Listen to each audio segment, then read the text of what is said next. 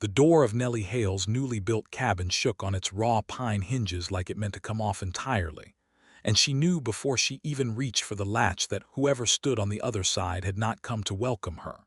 She opened it anyway.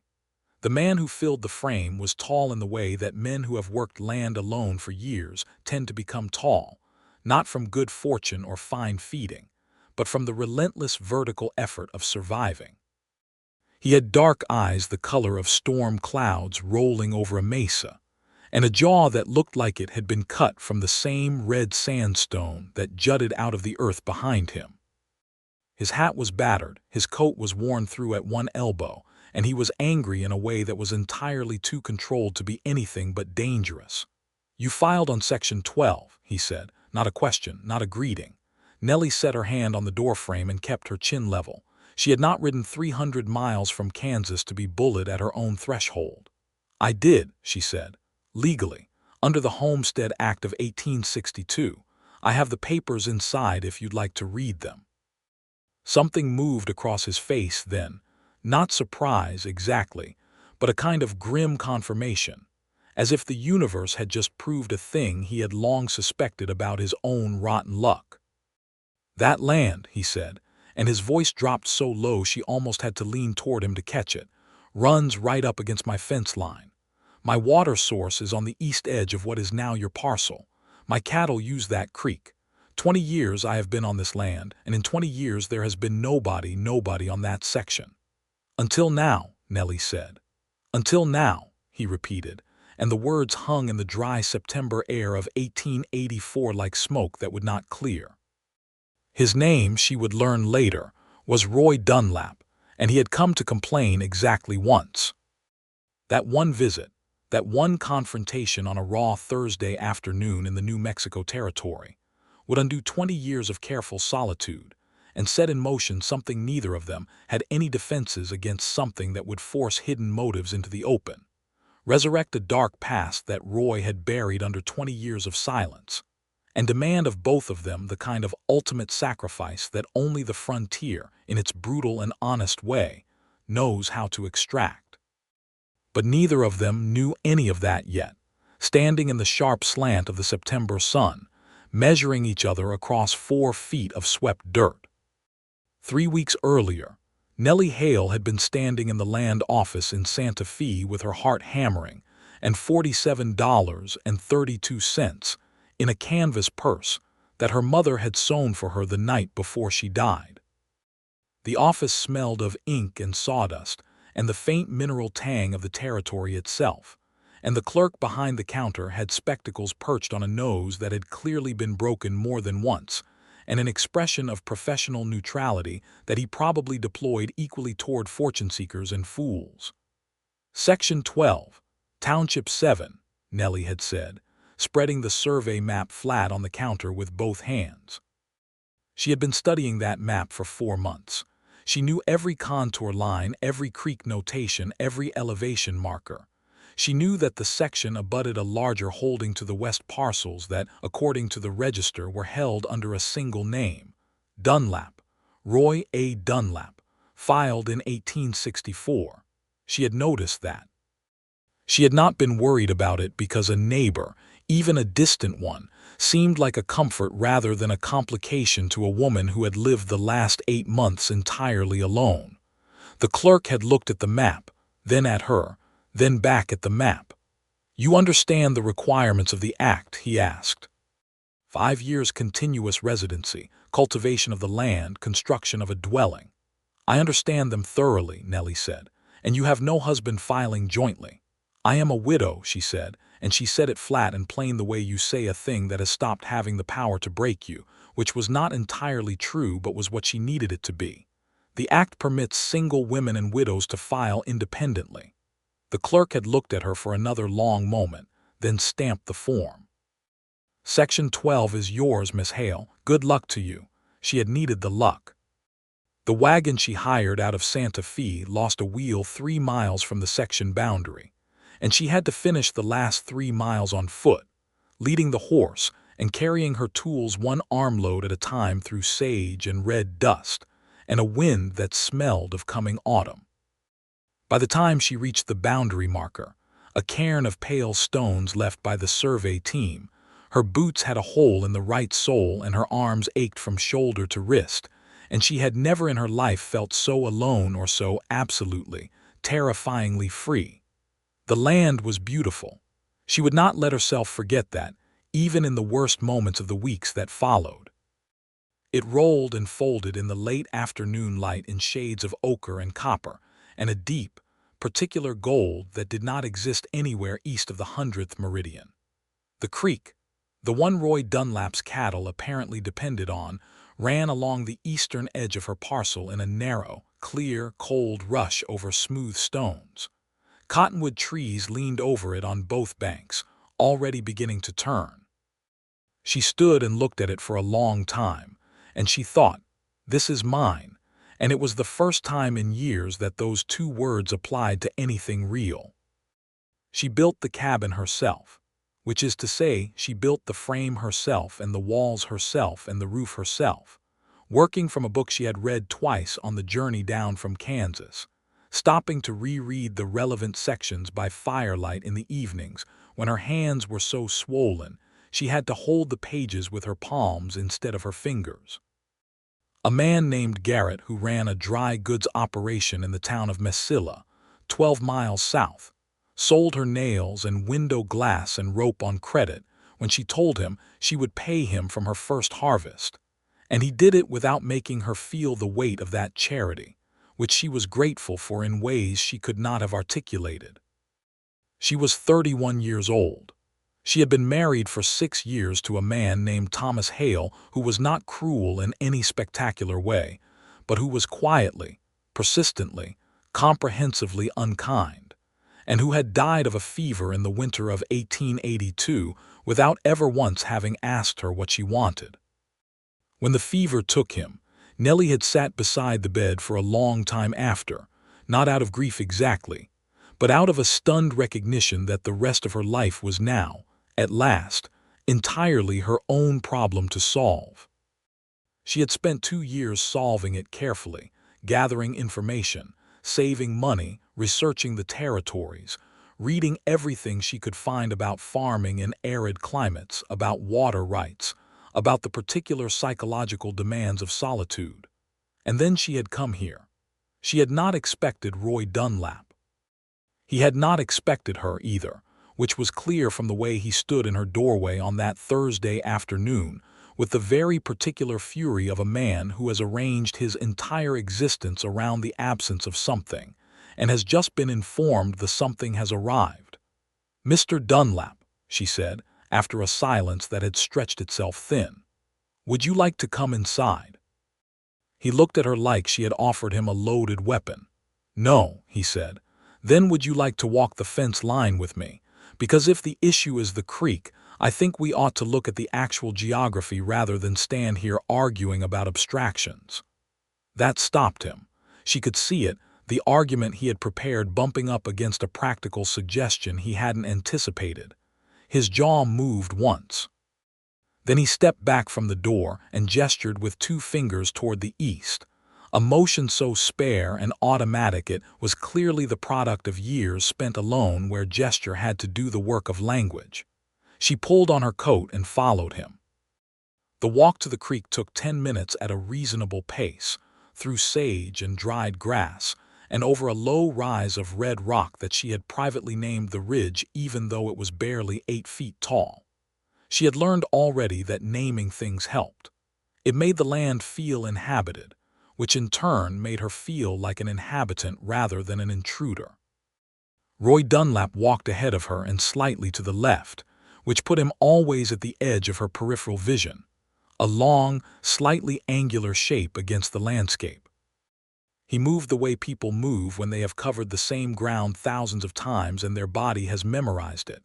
No wasted motion, no hesitation at rises or dips in the terrain, no checking of landmarks. At the creek he stopped. He crossed his arms over his chest. He looked at the water which was running clear and quick over a bed of pale stones and said nothing for a moment. "My cattle water here twice a day," he said finally, "morning and evening. And the fence that separates our sections runs 20 feet west of this bank. I know where the fence runs, Nellie said. I walked the whole boundary the second day I was here. He looked at her then sideways, and there was something in it that was not quite surprise and not quite respect but was in the neighborhood of both. The water rights for this creek were established in my original filing, he said. Prior appropriation doctrine, I have right of use. Under prior appropriation you have right of use proportional to your established need, Nellie said. Which I am not disputing. I don't have cattle yet. I have a kitchen garden and 1 horse. I am not going to drain your creek, Mr. Dunlap. He looked at the creek again. A muscle in the side of his jaw moved. You're planning to farm, he said. I am farming. I have winter wheat in the ground already, and I'll put in corn and beans in the spring. The soil on Section 12 is better on the western side, he said, and then seemed almost surprised at himself for having said it. He cleared his throat.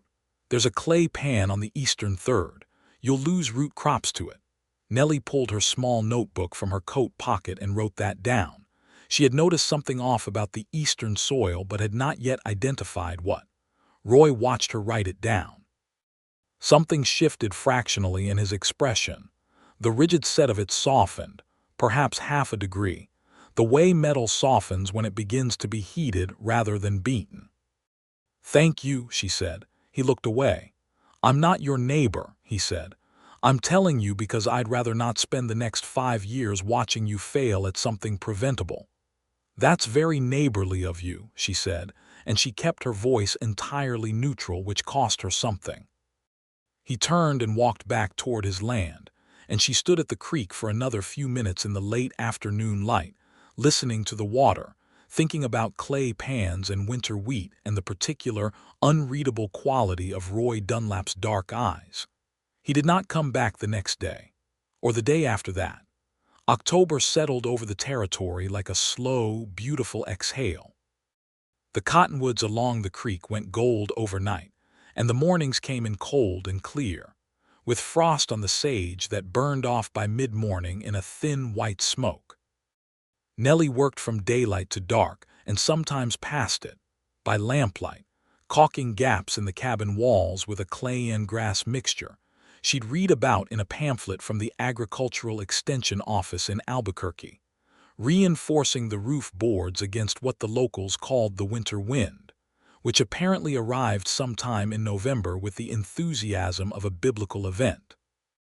She bought 2 sheep from a Mexican farmer named Don Aguilar, whose land bordered the southern edge of her parcel, a transaction conducted partly in Spanish that Nellie spoke imperfectly, and partly in the universal language of counting money into a hand.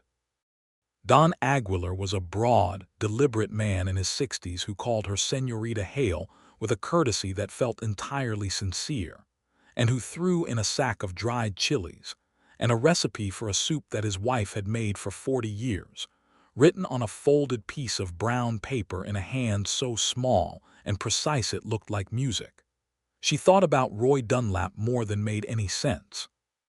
She told herself this was because he was her nearest neighbor in the strict geographical sense, and because the information about her eastern soil had been genuinely useful, and because his reaction to her arrival was a practical problem she needed to solve since he had water rights to her creek, and that made him an interested party in her homestead's success or failure. She told herself all of this with great conviction while she was washing dishes or tending her sheep or lying in the dark listening to the wind, and none of it was untrue, and none of it was quite sufficient. What she actually thought about was the way he had said 20 years with that particular low weight in his voice, as though the 2 decades were a physical thing he carried rather than a length of time he had lived through. She thought about what a man does, alone on 200 acres for 20 years, what he becomes, what he lets go of and what he holds on to, and what the difference is between those 2 categories. She found out some of it gradually from Garrett at the dry goods store in Mesilla, because Garrett was the kind of man who knew everyone within 40 miles and had the specific memory for personal history that comes from running a store that people depend on absolutely. Roy Dunlap, Garrett said, wrapping her flower in brown paper and tying it with twine with the practiced efficiency of long habit. Came out here from Texas in '64. Would have been about 2021. Filed on the land, built the house, ran cattle, keeps to himself almost entirely. Comes in here once a month for supplies, buys what he needs, goes home. Decent man, quiet, never causes trouble.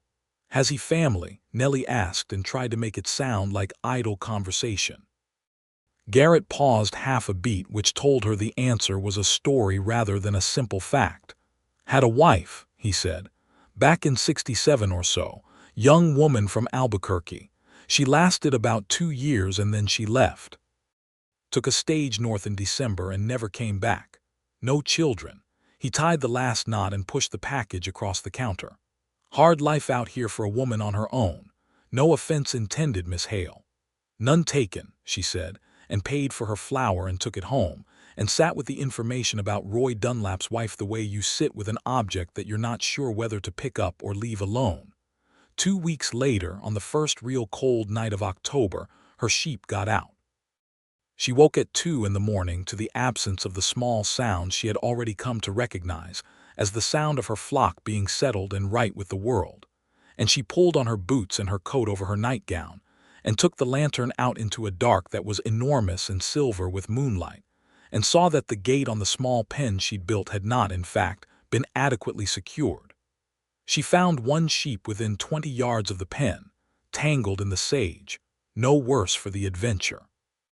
The other one she tracked by moonlight for half a mile north before she found it standing calmly at Roy Dunlap's fence line, looking through the wire with the serene incuriosity of an animal that has never once worried about where it belongs. She was climbing through the fence carefully, because fences in the territory were serious, and she had no intention of damaging his wire, when a voice came out of the dark directly to her left, and she did not quite scream, but she made a sound that she immediately wished she could take back. "That your sheep?" Roy Dunlap was standing 10 feet away in the moonlight with a rifle carried open broken over the crook of his left arm, which meant he had been out here for a reason unrelated to her, and had simply come upon her in the course of it. He was wearing a heavy coat and no hat, and his dark hair was loose at the ears in a way that made him look somehow less armored than he did in daylight. "Yes," she said, with as much dignity as it was possible to summon while half through a fence in a nightgown. She got out. "I apologize for the intrusion." He came forward 2 steps and took the sheep by a hind leg with the confident, non-theatrical grip of someone who has handled livestock every day for 20 years, and he walked the animal back through the fence to Nellie's side and held it there while she climbed through after it. "Thank you," she said. He nodded. In the moonlight she could see that there were lines around his eyes that were not there from squinting or cruelty, but from something that looked, in this particular light, more like old sadness. Something she recognized, the way you recognize a word in a foreign language you've heard before without knowing you were learning it. "What were you doing out at this hour?" She asked because the question came before she could decide not to ask it. "Coyotes," he said. "They've been working my south pasture. I do a circuit most nights." He paused. "You should secure that pen gate with wire, not a latch. Sheep learn latches."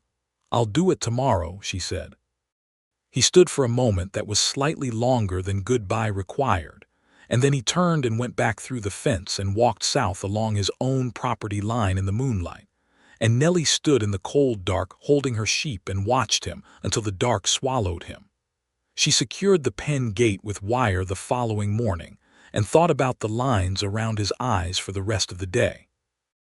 The first real conversation they had, not a confrontation, not an exchange of practical information, but an actual conversation, happened in mid-November, when the temperature dropped to 12 degrees overnight and the creek froze at the edges for the first time and Nellie's water barrel cracked.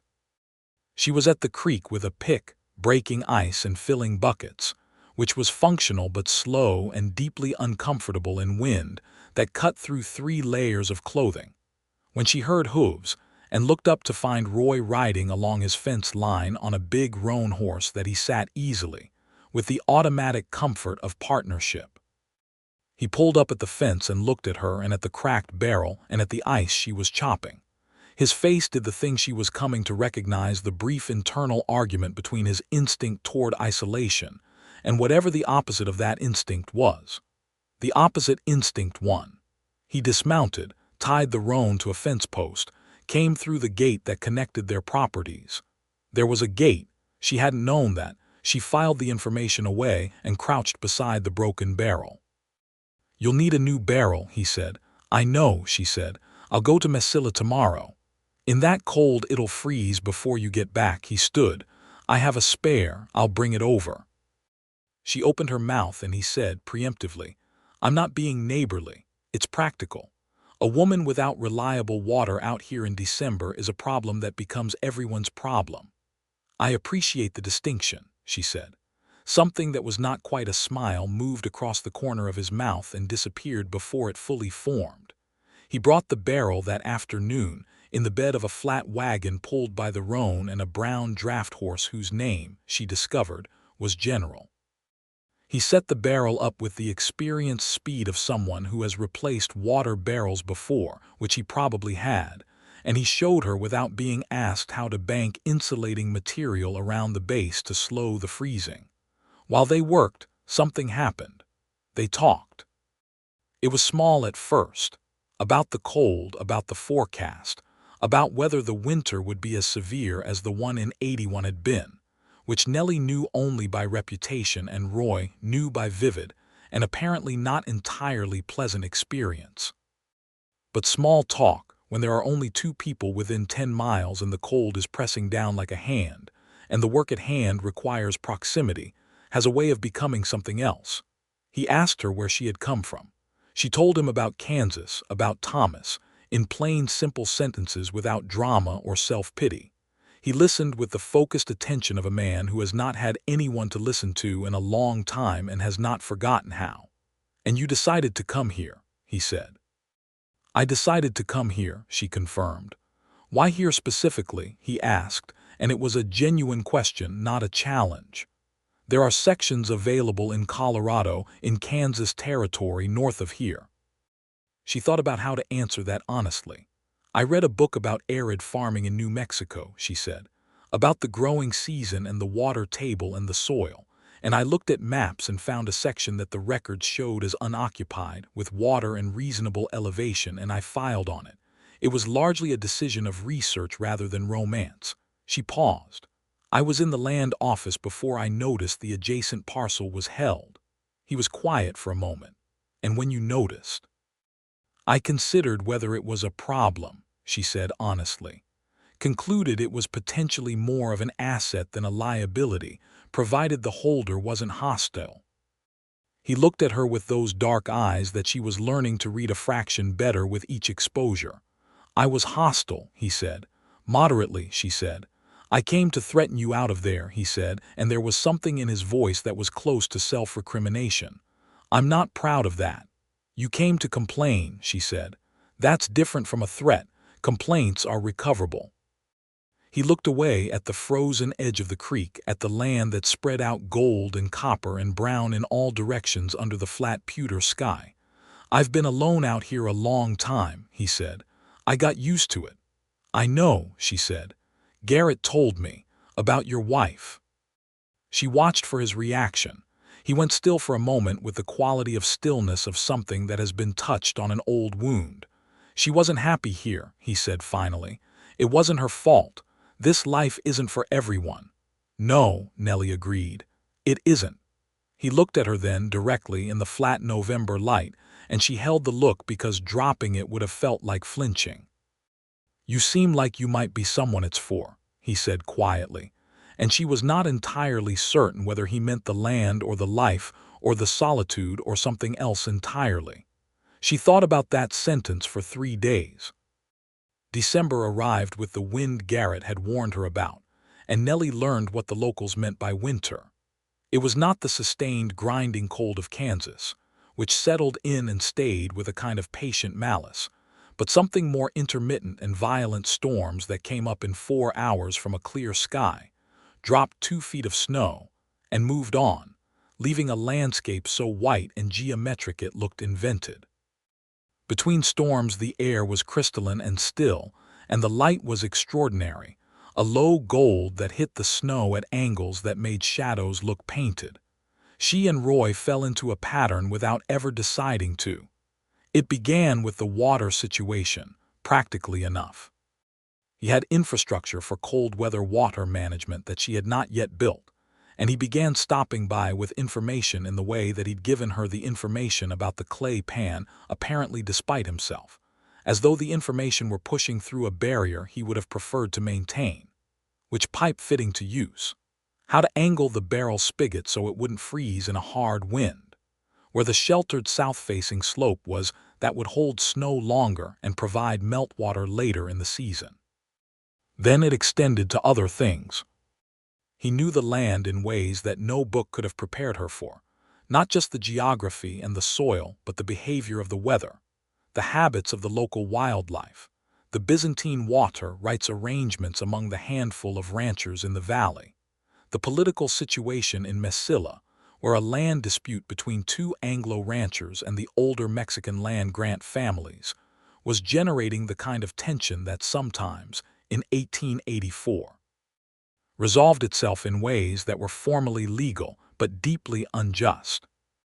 He talked about this with a restrained but unmistakable anger that she found unexpectedly moving, the anger of a man who had watched a thing be wrong for a long time and had not been able to stop it. She cooked for him once, by accident. He came by on a Thursday afternoon when she had a pot of Don Aguilar's chili soup on the fire, the rich dark red version with the dried ancho and the chunk of beef she had splurged on in Mesilla. And the smell of it was by that point permeating every corner of the cabin, and she offered him a bowl without thinking, and he sat down at her small table and ate it with a focused appreciation that was somehow both restraint and surrender. "My wife couldn't cook," he said, and then looked like he hadn't meant to say it. "I'm decent at it," Nellie said. "My mother was excellent. I mostly learned from the book." "What book?" "I have a lot of books," she said. "It's the majority of what I brought. The rest of the wagon was tools." He looked at the shelf she had built along the east wall, which held 24 volumes in various states of wear. He looked at them with the expression of a man rediscovering something he'd forgotten. "I had books," he said. "When I first came out here, I read them all multiple times and then the covers came apart." A pause. "May I?" she nodded. He stood and went to the shelf and ran a finger along the spines the way people who love books always do, reading the titles, and something in the movement was so unguarded that she had to look away. He stayed for 2 hours that afternoon. He read the first 30 pages of a natural history of the Southwest that she had bought in Santa Fe and had not yet gotten to herself, and she sewed her coat lining back where it had begun to separate, and the lamp burned between them on the table in the dark December afternoon, and outside the wind moved through the sage with a low sound like something breathing. When he left he said good evening and nothing else, and she sat for a long time after he was gone looking at the empty chair. Christmas came and passed. She marked it by cooking a proper meal: roast mutton from one of Don Aguilar's sheep, cornbread from her own ground corn, dried apple preserves from a jar she had brought from Kansas and had been saving, and she found herself setting 2 plates without deciding to, and then looking at the second plate for a moment, and then going next door. He opened the door of his house before she got to the porch, which meant he had heard her coming, which meant the land was quiet enough that footsteps carried. His house was larger than hers, built properly with squared logs and real mortar in the chinking, and the inside was spare and very clean in the way of spaces that have had years to arrive at their essential geometry. "Christmas dinner," she said, holding up the covered plate, and she meant for her voice to be casual, and it almost was. He looked at the plate and then at her, and his face did something complicated and brief that she caught and lost before she could read it fully. Then he stepped back from the door and she went in. They ate at his table, which was larger than hers and older, the wood darkened with years of use. He had whiskey, good rye from a bottle that was 3/4 full, and he poured 2 small glasses without asking, and she drank her slowly and felt the warmth of it move from her chest outward. He talked more that evening than she had yet heard him talk. She was not sure whether it was the whiskey or the holiday or some accumulated pressure that had been building in the silence of 20 years and had found in her a valve.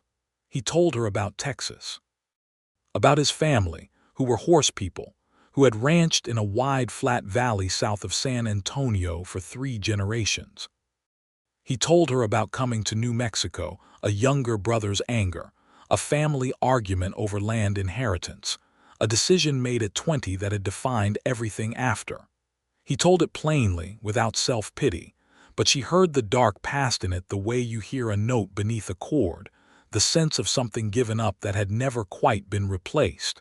She told him about Thomas, more than she had told anyone. About the particular loneliness of a marriage that was not violent or dramatically broken, but simply, comprehensively wrong.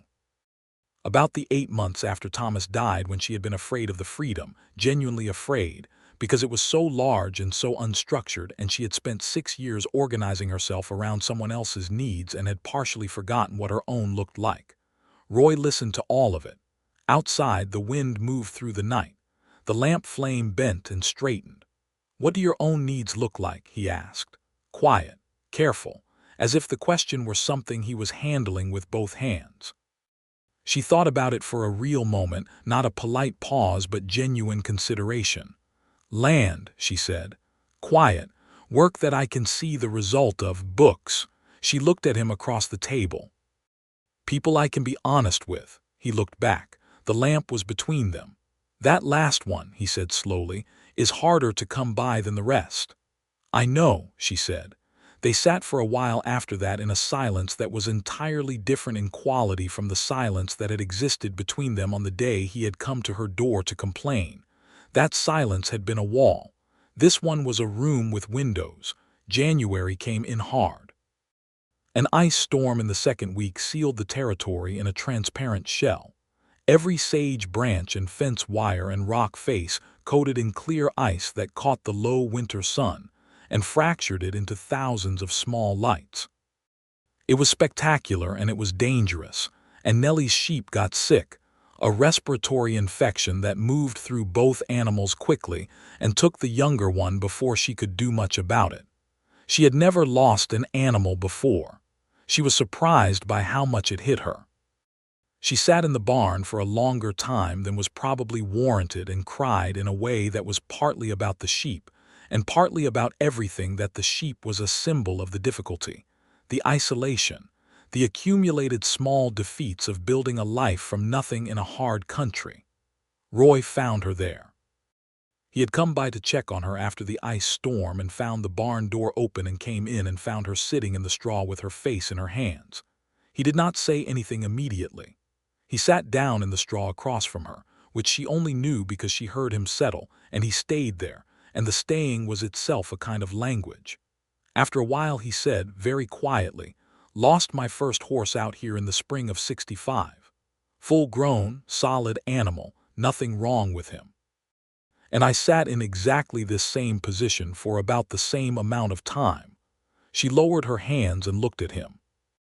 He was sitting with his knees up and his arms resting on them, entirely at ease with the straw and the cold and the grief, and his expression was serious but not uncomfortable, the expression of someone who is not afraid of the dark interiors of emotion. "Does it get easier?" she asked. "Losing things?" "No," he said. "You just get more practiced at surviving it." She laughed, which surprised her. It was a small, wet, unbeautiful laugh, but it was real. He smiled at it, a real smile, full and brief, and gone fast but not so fast that she missed it, and it changed his face so completely that she caught her breath. She realized, sitting in that cold barn in the straw with her surviving sheep nuzzling at her sleeve, that she was in considerable trouble. The thing about forbidden feelings when you are a practical woman on a homestead in the New Mexico territory in the winter of 1885 is that you cannot afford to be paralyzed by them. She noted the trouble with the same clear-eyed efficiency with which she had noted the clay pan on her eastern soil, and she proceeded. She proceeded by working harder, by reading more, by starting a letter correspondence with the Agricultural Extension in Albuquerque about spring planting techniques for arid soils. She proceeded by being a good neighbor in the uncomplicated sense, checking the shared fence line for damage after storms, leaving vegetables at his door when she had surplus from the root cellar, accepting without comment the occasional side of beef or pound of butter that appeared on her porch in return. She did not proceed by telling Roy Dunlap that she had fallen in love with him somewhere between the cracked water barrel and Christmas dinner and a cold barn in January, because he was a man who had built his entire life around the certainty that closeness led to abandonment, and she was not going to walk up to that certainty and knock on it without knowing she could stand behind whatever came out of the door. What she didn't know, what she had no way of knowing because Roy Dunlap had not told anyone in 20 years, was that the hidden motive behind his reaction to her arrival on Section 12 had not been only about the creek. She found out in February. A man named Cole Briggs arrived in the territory. He rode in from the east on a black horse that matched his mood, and his first stop was the land office in Santa Fe, and his second stop was the county records in Mesilla, and his third stop was Roy Dunlap's front porch. Nellie only knew he had arrived because she was on the ridge, her 8-foot ridge, her privately named landmark, checking the fence line at the northern edge of her property on a cold, clear February morning, when she saw the black horse tied to Roy's porch rail, and a man she didn't recognize standing at Roy's door. She was close enough to see the body language even if she couldn't hear the words, and what she saw was Roy standing in his doorway with his right hand on the doorframe in a grip that was white at the knuckles, and the stranger standing on the porch step with the particular stillness of a man who knows he has all the power in a conversation and does not feel the need to perform.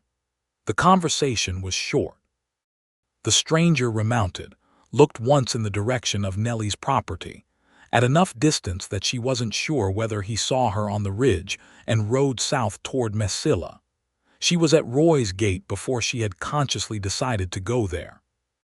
He was still standing in his open door when she reached it, and he looked at her with an expression that was stripped bare of the careful guardedness she had come to think of as his habitual resting state. He looked, she thought, like a man who had just opened a letter he'd been afraid of for 20 years. "Who was that?" she asked. He stepped aside to let her in, and she went.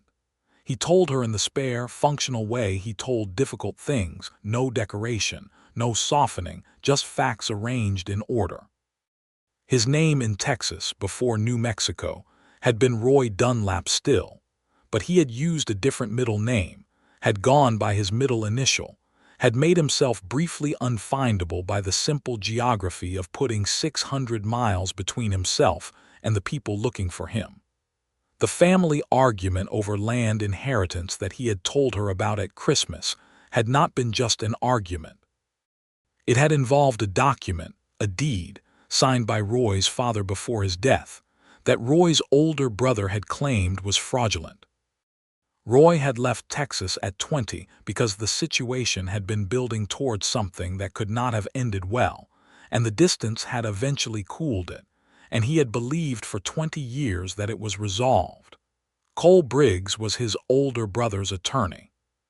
His brother, now elderly and ill in San Antonio, had hired Briggs to locate Roy and deliver a legal claim against the New Mexico land, a claim that Roy's brother maintained was the rightful inheritance of the whole Dunlap family, that Roy's filing in 1864 had been done with a stolen stake, that the land was not legitimately his. "Is it a valid claim?" Nellie asked. He looked at her. He had his hands flat on the table, and she could see the tension in them from across the room. "The stake was legitimate," he said. "My father gave me money to go west. His brother, my uncle, witnessed him do it. My brother knows this. He was there." A pause. "This is not about the law. This is about punishment for leaving." "He waited 20 years to punish you?" she asked. "He's dying," Roy said. "I think dying clarifies old resentments." He looked away. "And I think Briggs told him someone filed on the adjacent section. I think it occurred to my brother that I might have been building towards something worth taking. The room went very quiet. Nellie understood then what she had walked into on the day she filed on Section 12. Not just a neighbor's anger about a shared creek, but the specific terror of a man who had spent 20 years achieving a precarious security and had seen it suddenly made visible and therefore vulnerable. She had not been the cause of his fear. She had been the trigger that made a buried fear suddenly rise into the light. "Roy," she said, and it was the first time she had used his given name, and she felt him notice it. "What do you need to fight this?" He looked at her. "I have the original deed and my father's will. I have a letter from my uncle that I have not looked at in 15 years, but I kept it." A pause. "I need a lawyer in Santa Fe who can file a response to Briggs's claim before it advances to a court date." "I know someone," she said. "Garrett knows a lawyer in Santa Fe. He mentioned him when I was filing. He handles land disputes for some of the Grant families." Roy sat back. He looked at the wall for a moment with the expression of a man remapping his own situation. Then he looked at her, and there was something in it that was not just gratitude and not just relief, and not just the recognition of a practical ally. It was something more fundamental, the look of someone who has been alone with their own secrets for a very long time and has just found, unexpectedly, that another person knows and has not run. "Why are you helping me?" he asked. The honest answer was sitting right there, large and clear and terrifying. She chose a true but smaller version of it. "Because you helped me," she said. "The barrel, the clay pan, the fence gate." She held his look. "Because we are neighbors and that word means something out here." He nodded slowly. Then he said very quietly, "I was afraid when you filed on that section, not about the creek." "I know," she said. "I was afraid that if there was someone next door, someone who could see what I'd built, it would become something that could be taken from me." He paused. "And then you arrived and it became that anyway, something I could lose." The sentence hung between them with the weight of a confession. She said, "The land," he said, "the land and other things." He did not look at her when he said it. He was looking at the table. She was looking at him. Outside, February's cold pressed against the windows, and the world beyond them was white and exact and very still. She went to Mesilla the next morning and spoke to Garrett, who wrote her a letter of introduction to a lawyer in Santa Fe named Marcus Webb, who handled land disputes, and had a successful record with cases involving fraudulent counterclaims under the Homestead Act. She sent the letter by the mail stage that came through Mesilla on Thursday and Friday afternoons, and in the meantime Roy gathered his documents: the deed, the will, his uncle's letter, 20 years of property tax records, improvement documentation, cattle registration records, and organized them in a way that impressed her because it showed a careful, methodical mind that she had suspected but not quite seen in this form. Webb wrote back within a week. He had reviewed the Briggs claim through his contacts in Santa Fe and found it procedurally premature and substantively weak. He would need Roy in his office for 2 days to review the documentation and prepare a formal response, after which he was confident the claim could be dismissed before it reached a territorial court. Roy came to her door on the morning he was leaving for Santa Fe, at dawn, with his saddlebags packed and general breathing steam in the cold air. "I should be back in 5 days," he said. "I'll check on your stock," she said. She had a key to his property gate now, exchanged practically and without drama in October for the purpose of fence maintenance and emergency access. But it had come to mean something beyond its original utility. He stood at her door in the early morning dark and looked at her with that directness that always caught her slightly off guard, no matter how many times she'd encountered it. "Nellie," he said, and something in the way he said her name, careful, complete, like he had been waiting to use it in exactly this way, made her breath catch. "When I get back," he stopped. "Yes," she said. He shook his head, a small motion, the motion of a man deciding to do something correctly rather than quickly. "When I get back," he said, "I would like to take you to dinner in Mesilla, if you'd be willing." The frost-lit darkness around them felt suddenly very clear and very particular, like a daguerreotype of a moment. "I'd be willing," she said. He nodded. Mounted General, rode north. She spent the 5 days he was gone at a higher operational efficiency than usual, because purposeful work is the best available remedy for the specific condition of caring about a person who is not present, a condition she had not had much occasion to experience, but recognized immediately for what it was. She winter-proofed the south wall of her cabin. She reorganized the root cellar so the turnips and the dried beans were in separate compartments and would not pick up each other's moisture. She wrote a long letter to the agricultural extension about spring irrigation techniques. She checked Roy's cattle twice a day, a small herd of 12 animals that were wintered in a solid stone barn he had built probably a decade ago, well insulated, well provisioned, the kind of structure that told you everything about the character of the man who had built it. She thought about his face in the lamplight on Christmas, about the way he had sat in the straw beside her without saying the wrong thing or the useless thing or anything at all, until he had something real to offer, about 20 years of solitude and what it cost a person to begin, very slowly, to lower the wall.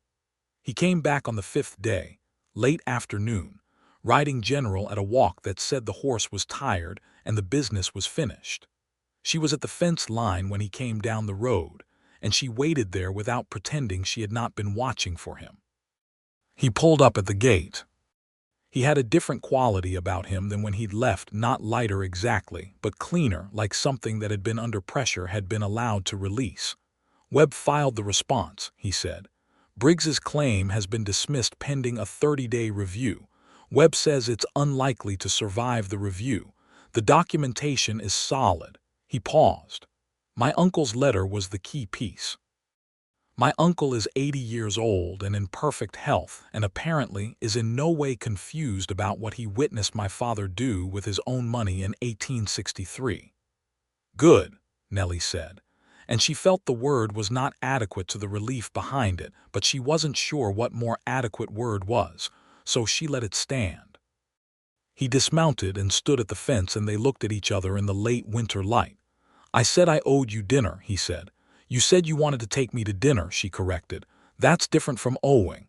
The smile came back, and this time it stayed longer. It was a good smile. It reached the dark eyes and transformed them from storm clouds into something warmer.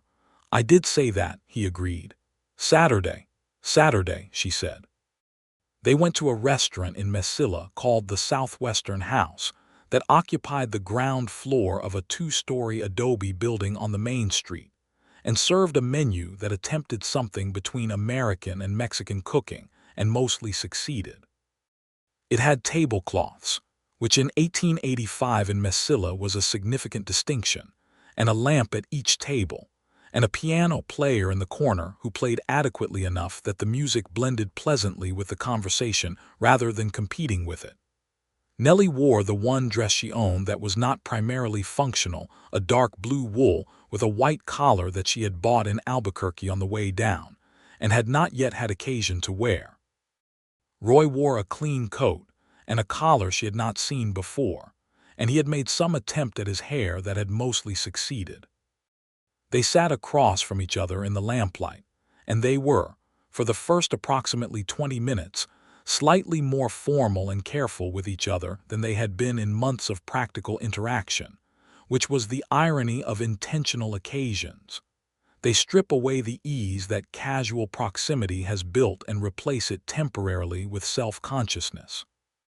Then the food arrived, a beef stew with dark broth and roasted onions and a basket of thick-cut bread, and Roy tasted it and said it was not as good as her chili soup, which made her laugh.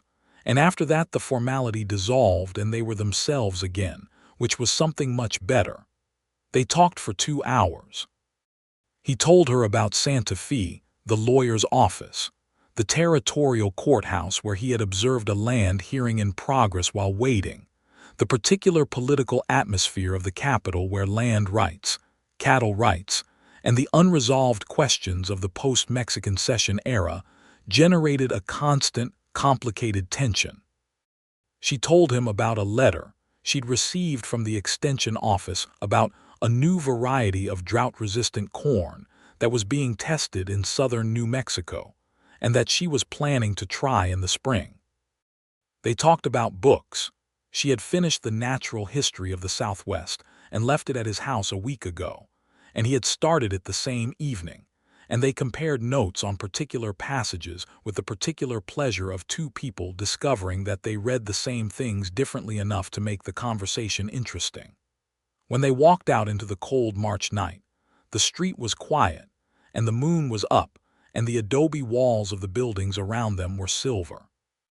He walked beside her, close enough that his arm was a constant warmth alongside hers, and at the point where the road divided her wagon to the right, a few blocks to the livery, he stopped. She stopped too.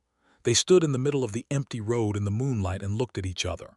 "Nellie," he said, and that careful, complete way of saying her name was there again, the full weight of intention behind it. "Roy," she said, "I want to tell you something," he said, "and I want to say it right. I haven't," he stopped, started again. "I'm not a man who finds this kind of thing easy. I don't know if I've entirely relearned how to." "Roy," she said. "Yes, I know," she said. "I know all of that. I have been watching you relearn it for 6 months. It looks fine from this side." He was quiet for a moment. In the moonlight his face was still and serious and open in a way that was, she had come to understand, his form of courage. He had very great courage, it was just quiet. "I am in love with you," he said, plain, no decoration, like a fact delivered to the land office. She had not quite expected him to say it so directly, and the directness of it, the complete lack of artifice, hit her somewhere so fundamental that she had to take a breath before she could speak. "I am in love with you," she said. "I have been for several months, and it has required considerable self-management." Something broke open in his face then, not broke apart but broke open, the way earth breaks open in spring, releasing something. He reached out and touched her face with one hand, very gently, with the roughened, careful fingers of a man who works with his hands and knows his own strength and is working very hard to be tender. She leaned into it. He kissed her in the middle of the empty Mesilla Road in the moonlight, with the piano music from the restaurant just barely audible half a block away. And it was not a cautious kiss or a tentative kiss, but a complete and serious one, the kind that arrives already knowing what it means. She put her hand against his chest and felt his heart, which was going fast. Spring arrived in earnest in early April, and Nellie planted her corn, the new drought-resistant variety in the western half of the section where the soil was best, her saved Kansas heirloom variety in the middle ground as a control, and beans along the south-facing slope, and a kitchen garden in the sheltered corner of her yard, where the cabin wall caught and held the afternoon warmth. She and Roy planted his spring wheat together over 2 days, working alongside each other in the long light of April, with a companionable, practiced efficiency that felt like something that had been built rather than found, like the walls of a house that have been added to over time. The Briggs claim was formally dismissed in April. Roy received the letter from Webb on a Thursday afternoon and came to Nellie's door with it and read her the relevant paragraph, and then stood on her porch in the April wind looking out at his land with an expression she had never seen on him before and recognized immediately as peace. "It's done," he said. "It's done," she confirmed. He turned and looked at her. "My brother is dying. I don't think I'll hear from him again." "How do you feel about that?" she asked. He considered it honestly, without performance. "Sad," he said, "not for the conflict but for the distance. 20 years is a long time to be separated from family by old stubbornness." He paused, "Mine as much as his." "You couldn't have known it would go this long," she said. "No," he agreed, "but I could have tried to mend it." He was quiet for a moment. "I used this place as a hiding place," he said, "as well as a home.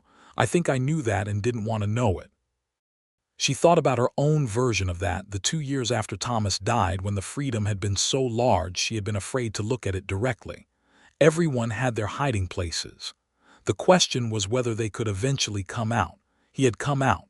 She was watching him do it. In May, Cole Briggs came back to the territory, and this time he did not go to Roy's porch first. He came to hers. She opened the door to find him standing on her step, the same deliberate stillness she had observed from the ridge in February, up close now and more legible. A man who was not intrinsically cruel but who was entirely comfortable with pressure, who had probably been using that comfort professionally for decades. "Miss Hale," he said, "I represent the interests of the Dunlap family estate in Texas, and I have a proposal that may be of interest to you." He wanted her to testify. In exchange for a sum of money, $300, which was not nothing in 1885, he wanted her to state, in a written deposition, that Roy Dunlap had presented himself as the sole owner of land that was encumbered by a family claim, and that this misrepresentation had induced her to file on the adjacent section in ways that endangered her investment. It was, she recognized immediately, a fabrication designed to reopen a dismissed case through a different procedural door. It was also, she noted, a test of her character that she was going to fail from Briggs's perspective with very great pleasure. "No," she said. Briggs tilted his head. $300 is significant for a woman in your situation," he said. "My situation is fine," she said, "and Roy Dunlap never misrepresented anything to me. He told me the truth about the creek, the clay pan, and 20 years of solitude when I showed up on his fence line. That is the sum total of our early relationship, and none of it constitutes misrepresentation." Briggs studied her. "You have a personal interest in the outcome," he said. "I have a personal interest in the truth," she said, "which, in this case, is the same as a personal interest in the outcome, so your point stands but not in the direction you intended it." She stepped back. "Good day, Mr. Briggs." She went to Roy before Briggs's horse was out of sight and told him every word of the conversation. Roy listened with a stillness that she now recognized as not coldness but concentrated attention, the way he listened to everything important as if giving it the full respect of his focus. When she finished, he was quiet for a moment. Then he said, "He's not going to stop." "Then we deal with it again," she said. "Webb dealt with it once." "He'll find another angle," Roy said. He stood and went to the window and looked out at the spring land, the green that was coming in now along the creek banks, the winter wheat up and thickening. "My brother," he stopped. "Your brother is dying," Nellie said carefully, "and Briggs is billing by the hour. At some point the math stops working." Roy turned from the window. "He offered you money," he said. His voice had a quality in it that she wanted to address. $300, she said, "which I declined without significant deliberation." He looked at her for a long moment. "Why?" he said quietly. "Roy," she said, with a patience that was also a kind of exasperation, "you can ask me that question again in 20 years and the answer will be the same. Because it was wrong. Because you are," she stopped and reset. "Because I know what the truth is and I will not sell it." He crossed the room in 3 strides and put his arms around her, which he did rarely and always with the full weight of meaning, and she stood in the circle of that and felt the solid evidence of his presence, and thought that there were worse things to have built than this, in a hard country, in a hard year, from nothing at all. Briggs filed 2 more procedural motions through the summer. Webb knocked them both down. In August, Roy received a letter from a cousin in San Antonio informing him that his brother had died. The estate's claim against the New Mexico land died with him, as Webb had predicted it would once the driving personal animus was removed.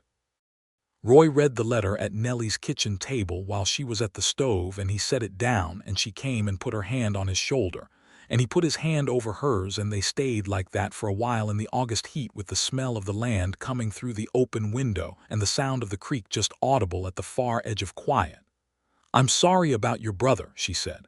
"I'm sorry about the years," he said. "There's no recovering them." "No," she agreed. "But you can decide what the next ones look like." He turned and looked at her from where he sat, and she was standing beside him, and the angle of it, him looking up at her with those dark eyes in the kitchen light, had something in it that was entirely unguarded. "I want to marry you," he said. "I have wanted to ask you since March, and I have been finding reasons to wait for the right moment, and I am done finding reasons." She had known this was coming, in the way that you know weather is coming, not the exact hour, not the precise form, but the certain approach. She had spent the waiting time being honest with herself about what she wanted, which was practice she had gotten badly in her first marriage and was determined to do correctly this time. "Yes," she said, "on one condition." He waited, watching her. "The land stays in my name," she said. "Section 12 remains mine independently, not merged into your parcel." He nodded immediately without hesitation. "Yes," he said, "that is not a condition. That is obvious and right." She loved him, in that moment, very specifically for understanding why it mattered. They were married in October, exactly 1 year after Nellie had first arrived in the territory with her $47.32, and her canvas purse, and her book about arid farming. The ceremony was small. The county judge from Mesilla came out to the territory because Roy had asked him and he was an old acquaintance. And Don Aguilar and his wife Carmen stood as witnesses. And Garrett came because Garrett had known about this from the beginning, probably before either of the principals had, and felt entitled to attend. The ceremony was held outdoors, on the ridge between their two properties, in the October light that was the same extraordinary low gold that Nellie had noticed on her first afternoon here. And the cottonwoods along the creek were gold again, and the land spread out in all directions in its particular perfect colors. And she stood next to Roy Dunlap on the 8-foot rise of red rock that she had privately named and thought, "This is mine." And then, with more complexity and more joy and more specific meaning, "This is ours." He held her hand during the words with the careful, complete grip of a man who has been alone for 20 years and has now, at last, decided to be otherwise. After the ceremony, Carmen Aguilar produced from somewhere in her wagon a 3-layer cake that she had apparently made in secret as a complete surprise to everyone. And Don Aguilar produced a bottle of mezcal that he had been apparently saving for an occasion of this magnitude. And Garrett produced an envelope that turned out to contain a 1-year subscription to an agricultural journal from St. Louis, which was the most thoughtful gift Nellie had ever received, and which made Roy laugh when he read the label, a real laugh, full and unguarded, the laugh she had been extracting from him in gradually larger measures for a year, and that she intended to keep extracting for the rest of her life. They did not go anywhere for a honeymoon, because neither of them could leave the land for that long in October. Instead, they did something that was in some ways more intimate. They merged their daily working lives, the practical logistics of 2 homesteads being managed in constant cooperation, which required a negotiation of rhythm and habit and preference that was at once deeply mundane and deeply revealing. Roy discovered that Nellie woke at 4 in the morning and worked for 2 hours in the pre-dawn quiet before breakfast, which was a habit she had from her Kansas years, and he matched it without complaint. She discovered that he conducted a last check of every outbuilding every evening before bed, a systematic sweep that had probably prevented more disasters than he had ever counted, and she joined it. The 2 parcels of land ran as a single operation while remaining legally separate. She kept her independent filing and he kept his. They kept their original books on separate shelves and bought new books together for a shared shelf in the main room of their house, where she had moved in late October, leaving the small cabin she had built with her own hands as a guest structure, a workroom, a library. Her winter wheat that first year came in well. The corn, the drought-resistant variety from the extension, had outperformed her Kansas control crop by a significant margin, which she documented carefully and reported to the extension office, who published a summary of her findings in their spring circular, which was the first time her name appeared in print, and Roy put the circular away in the documentation box with the deed and the land papers as if it were a legal document, which she found both touching and amusing. Their first child, a boy, arrived in September of 1886. They named him Thomas William Dunlap Thomas for Nellie's father, not her first husband, a point she clarified to Roy with a directness that made him smile, and William for Roy's uncle in San Antonio, the one who had witnessed the father's gift and written the letter that had saved the land.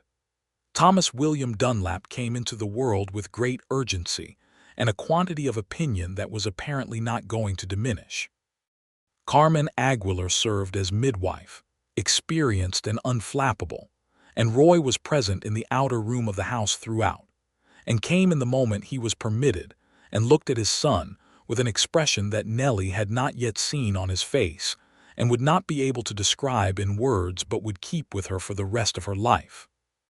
He picked the baby up with the same careful, complete grip with which he did everything important, and he sat in the chair by the window and looked out at the land, both parcels of it, stretching east and west in the early September afternoon, green where the irrigation ditches ran, golden where the harvest wheat was standing, the creek just visible at the edge and the ridge between the two properties where they had been married, and he looked back at the child.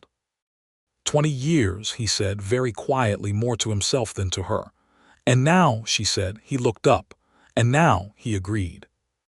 The winter of 1886 was mild compared to the one that had cracked her water barrel and killed her sheep, which she was grateful for because an infant in the New Mexico territory in a hard winter was a proposition she would rather defer to a year when she had more experience. Thomas William slept in a cradle that Roy had made from cottonwood wood, with the same methodical care he brought to every constructed thing, and he slept badly and ate enthusiastically, and by February was attempting to communicate opinions on a range of topics with the limited vocabulary available to him. Spring planting that year was a two-person operation with a baby in a sling on Nellie's back for the first 2 months, and then a baby on a blanket in the shade at the edge of the field after that, when Thomas William became capable of entertaining himself for 20-minute intervals with the investigation of rocks and grass. Roy watched his son with a quiet, unwavering attention that Nellie found beautiful, the focused love of a man who had waited a long time and recognized what he had. In the spring of 1887, Garrett's dry goods store in Mesilla expanded, which he accomplished by hiring an assistant and knocking out the wall between his store and the empty building next door, and filling the new space with agricultural supplies and books, which last category he stocked on Nellie's advice and dedicated to her with a handwritten card pinned to the shelf that said simply, "Curated by N. Dunlap." That fall, Marcus Webb wrote from Santa Fe to inform Roy that the Dunlap family estate in Texas had been fully settled, and that there were no remaining legal claims against the New Mexico properties. Webb added, in a postscript, that he had looked into the matter of the land-grant families in the Mesilla Valley, whose land rights were being contested by Anglo-ranchers, and that he was pursuing a case on their behalf, and that Roy and Nellie's names would be welcome as supporting witnesses to the character of the territory's legal landscape if they were willing. They were willing. They went to Santa Fe in October of 1887, leaving Thomas William with Carmen Aguilar for 4 days, and they gave their depositions to Webb in his office on a clean fall morning with the aspens outside the window turning gold. The case was a long one, these things always were, but it was a beginning, and beginning was not nothing. Their second child arrived in the spring of 1888. A girl this time, wide-eyed and composed from the first moment, as if she had come in already knowing things. They named her Clara Me Dunlap Clara because Roy had a grandmother by that name, whose photograph sat in the tin box with the documents and the land papers, and Me because it was May when she arrived and the land outside the window was in its best, most generous moment, everything growing and blooming and extravagantly, defiantly alive. Thomas William received his sister with initial suspicion that converted, within approximately 3 days, to a proprietary devotion that expressed itself in standing between Clara Me and anything that approached her, which was in equal parts endearing and inconvenient. The land continued to become itself under their hands. Roy's cattle herd grew from 12 to 30. Nellie's cultivated acreage doubled and then grew beyond that, requiring 2 hired hands from Mesilla during harvest seasons. A young man named Ernesto Aguilar, Don Aguilar's nephew, and an older man named Patterson who had homesteaded north of them and whose own claim had failed, but who was an experienced farmer and an honest man who worked without complaint and ate dinner at their table twice a week and became, in the way that the frontier created its own families, a kind of fixture in their lives. The creek that Roy had come to Nellie's door to defend on that September afternoon in 1884 ran clear and cold through both their properties for all those years, neither of them depleting it. Their combined use balanced the way things balance when people are paying attention and are honest about what they need.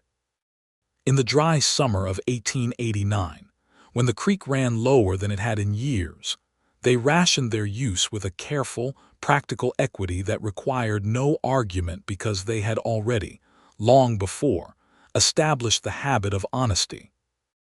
In the evenings, after the children were in bed and the stock was checked and the day's business was done, they sat together in the main room of the house, which was larger now. They had added a room in 1887, with great effort and satisfaction, with a lamp between them and books in their hands or letters to write or plans to review, and the silence around them was the good kind, the kind that has people in it. She had her shelf of books and he had his, and there was the shared shelf between them, and it grew every year. She thought sometimes about the woman who had stood in the land office in Santa Fe in September of 1884, with her $47 and her canvas purse and her clear-eyed determination, and about the man who had come to her door 6 weeks later with his controlled fury and his hidden fear and his 20 years of carefully arranged solitude. She thought about the distance between those two people and the people they had become, not different people, not transformed by the alchemy of love into something unrecognizable, but more fully themselves, the particular quality of each of them sharpened and supported by the particular quality of the other. She had not come here looking for Roy Dunlap. She had come here looking for land and freedom and the space to build something that was entirely her own.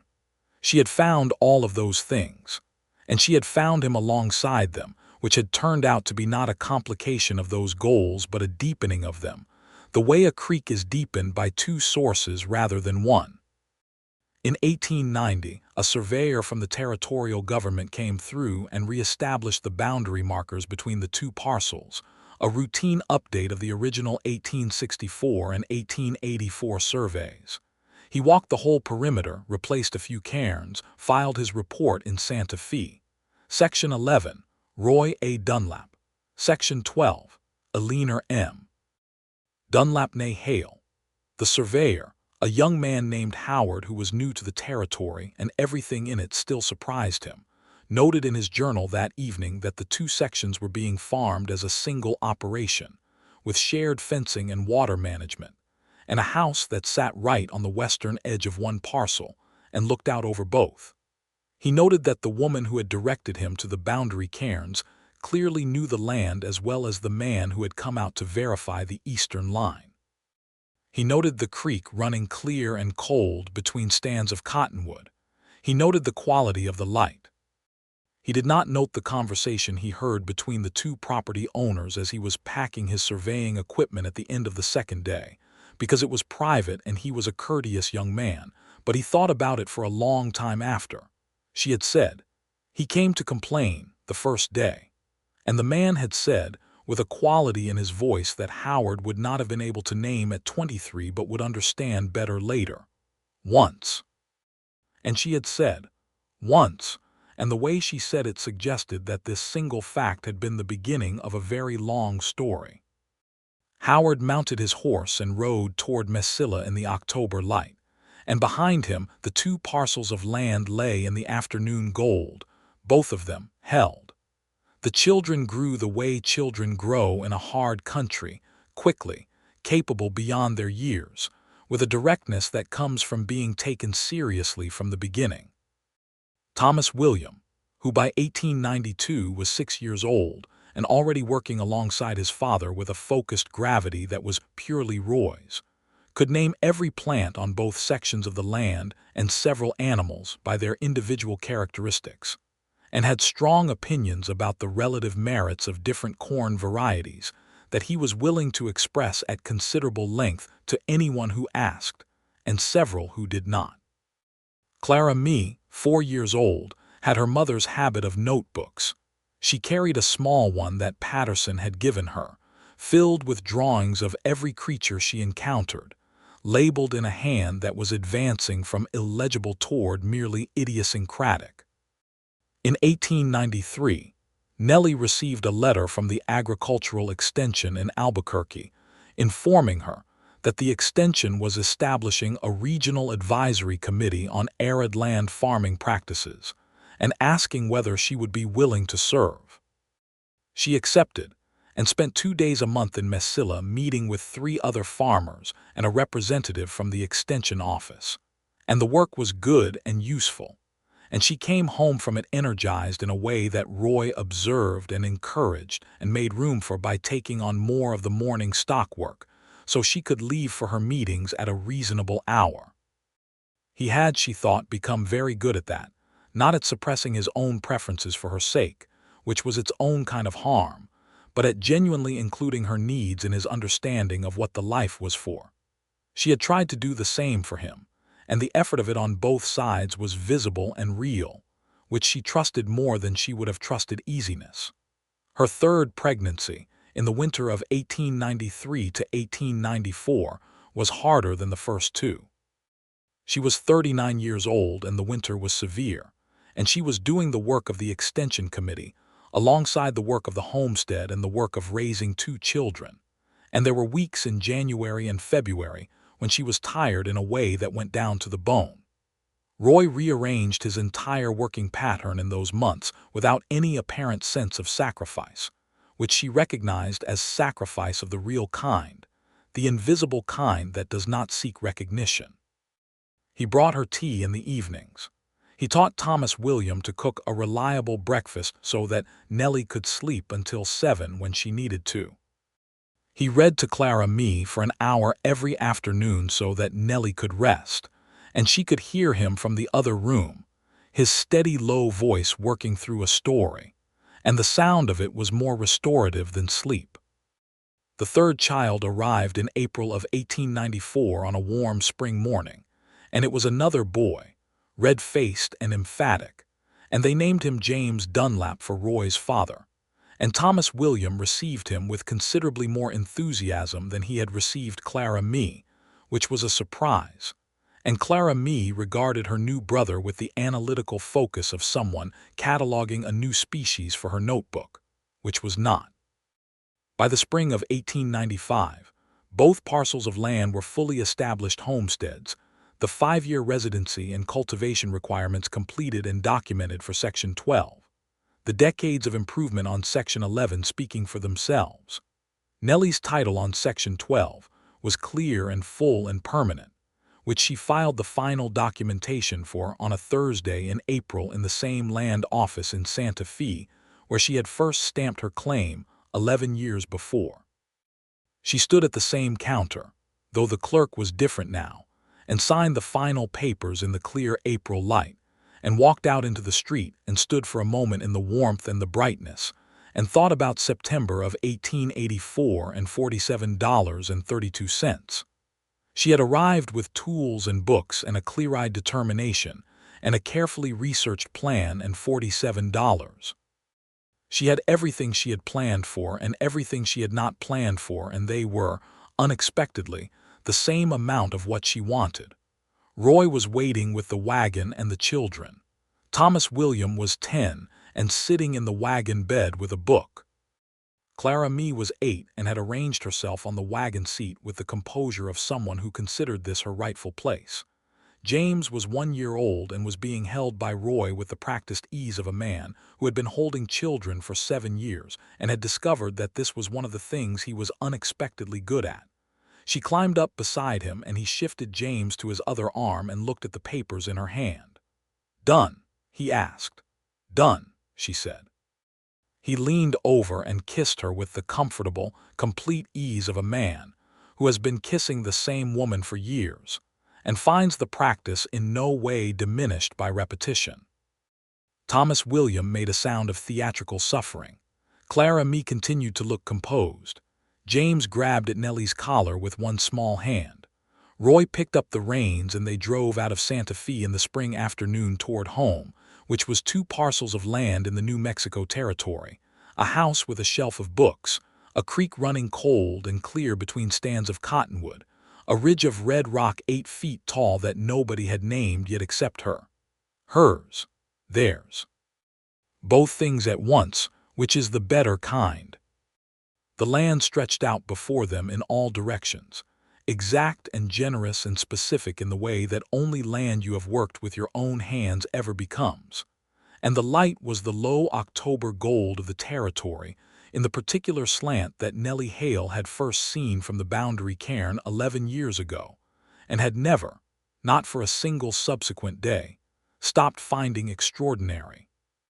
Roy drove with one hand and held his youngest son with the other, and beside him his wife watched the land come toward them, and behind them their older children rode in the bed of the wagon with their books and their notebooks, and their settled understanding that this was the world, right here, this specific stretch of it, and it was enough and it was theirs, and it was exactly the right size for everything they meant to do in it. He had lived on that land for 20 years without a neighbor. She had filed on the parcel next door, and he had come to complain once. He had not gotten around to complaining twice. He had run out of things to be angry about and run out of reasons to be afraid and run out of the careful distance he had been maintaining for 20 years, and what had replaced all of it was this: a woman with a notebook and a cracked water barrel and $47.32, and a complete, unhesitating conviction about what the truth was worth. He had come to complain once. The rest of it, the creek and the clay pan and the straw in the barn and Christmas dinner, and a cold road in the moonlight, and 2 parcels of land becoming one life without ceasing to be 2 pieces of land. The rest of it had turned out to be something else entirely. Something neither of them had known to plan for. Something better than either of them could have engineered alone. The wagon rolled south toward home in the light, and the children talked, and the horses' hooves kept steady time on the road, and Roy Dunlap held his family with both hands, one on the reins, one on his son, and all the rest of himself on the woman beside him who had arrived on his fence line one September afternoon, and had refused with quiet, absolute, extraordinary determination to be told to leave.